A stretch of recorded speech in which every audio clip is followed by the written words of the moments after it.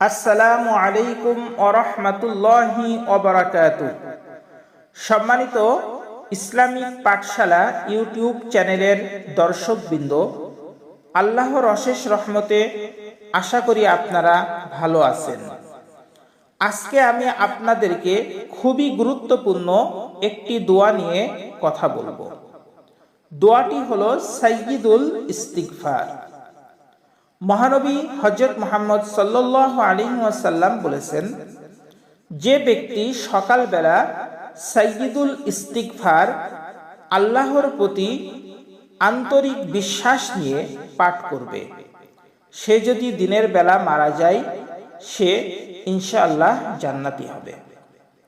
কেউ যদি রাত্রিবেলা একইভাবে পাঠ করে, সকাল হওয়ার আগে যদি সে মারা যায় তাহলেও ইনশাআল্লাহ সে জান্নাতি হবে। সহিহ বুখারী 6306 নং হাদিস। সম্মানিত দর্শকবৃন্দ, আমরা অনেকেই এটি পড়ি, আমাদের উচ্চারণ শুদ্ধ হয় না, কারণ আমরা বাংলা উচ্চারণ ফলো করি। অবশ্যই আমাদের সতর্ক থাকতে হবে এ বিষয়ে, কারণ বাংলা উচ্চারণ অনেক সময় সঠিক হয় না। তাই আসুন আমরা দেরি না করে সাইয়্যিদুল ইস্তিগফার পাঠ করি এবং শেখার চেষ্টা করি। আউযু বিল্লাহি মিনাশ শাইতানির রাজীম। বিসমিল্লাহির রহমানির রহিম।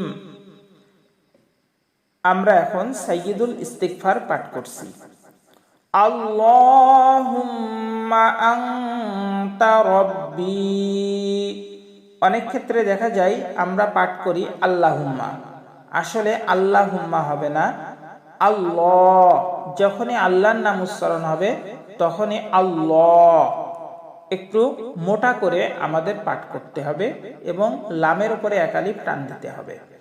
আল্লাহুম্মা আনতা রাব্বি লা ইলাহা ইল্লা আনতা।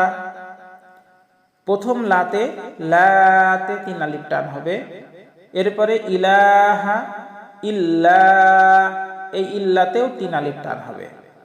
লা ইলাহা ইল্লা আনতা খালাকতানি।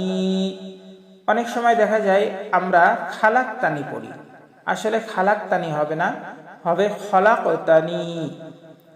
ওয়া আনা আবদুক ওয়া আনা আলা আহদিক।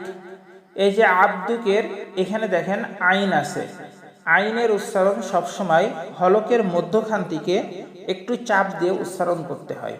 আবদুক আমরা অনেকেই পড়ে থাকি আবদুক, আমরা এটা খেয়াল রাখবো।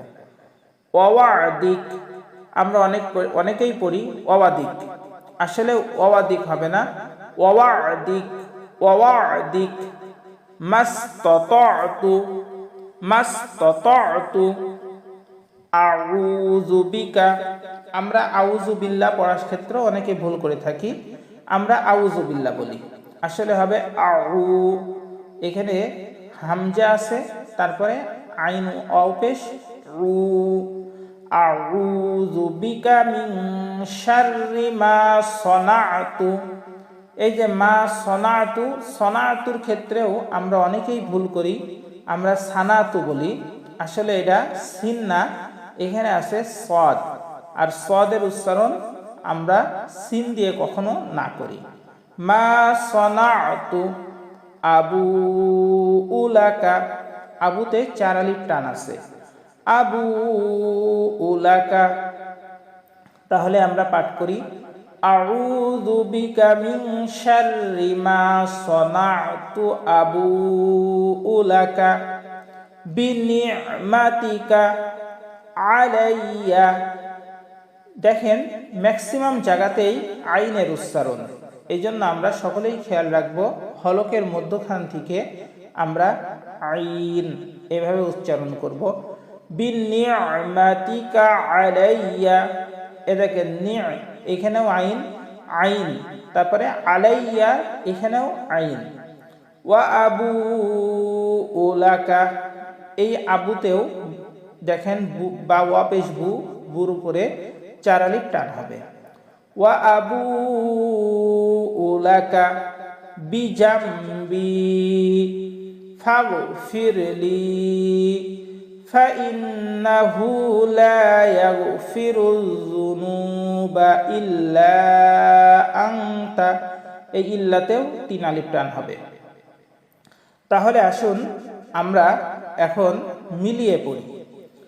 আল্লাহুম্মা আনতা রাব্বি লা ইলাহা ইল্লা আনতা খালাকতানি ওয়া আনা আবদুকা ওয়া আনা আলা আহদিক ওয়া ওয়া'দিকা মাসতাতa'তু আউযু বিকা মিন শাররি মা সানা'তু আবুউ লাকা বিনি'মাতিক আলাইয়া ওয়া আবুউ লাকা বিযামবি ফাগফিরলি ফাইন্নাহু লা ইয়াগফিরুয যুনুবা ইল্লা আনতা।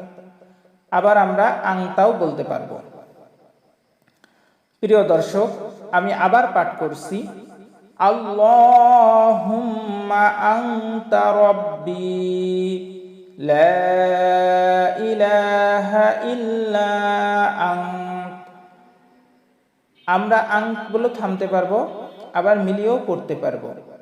লা ইলাহা ইল্লা আনতা খালাকতানি ওয়া আনা আবদুকা ওয়া আনা আলা আহদিক ওয়া ওয়া'দিকা মাসতাতa'তু আউযু বিকা মিন শাররি মা সানা'তু আবুউ লাকা বিনি'মাতিক আলাইয়া ওয়া আবুউ লাকা বিযামবি ফাগফিরলি ফাইন্নাহু লা ইয়াগফিরুয যুনুবা ইল্লা আনত। প্রিয় দর্শকবৃন্দ, আমরা ইনশাআল্লাহ এইভাবে আমরা নিজেরা শেখার চেষ্টা করব এবং আমরা মাখরাজগুলা সুন্দরভাবে যেন উচ্চারণ করতে পারি সেদিকে সতর্ক থাকব। আল্লাহ পাক রব্বুল আলামিন সাইয়্যিদুল ইস্তিগফারের পরিপূর্ণ ফজিলত আমাদেরকে দান করুন। আল্লাহ আমাদের জীবনের সকল ধরনের গুনাহগুলাকে ক্ষমা করুন। আল্লাহ পাক রব্বুল আলামিনের হুকুম আহকাম মেনে আল্লাহ তাআলার সন্তুষ্টি অর্জন করে মহানবী সাল্লাল্লাহু আলাইহি ওয়াসাল্লামের খাঁটি উম্মত হয়ে আমরা যেন দুনিয়া থেকে সহজভাবে সম্মানের সাথে বিদায় নিতে পারি। আল্লাহ আমাদের সেই তৌফিক দান করুন।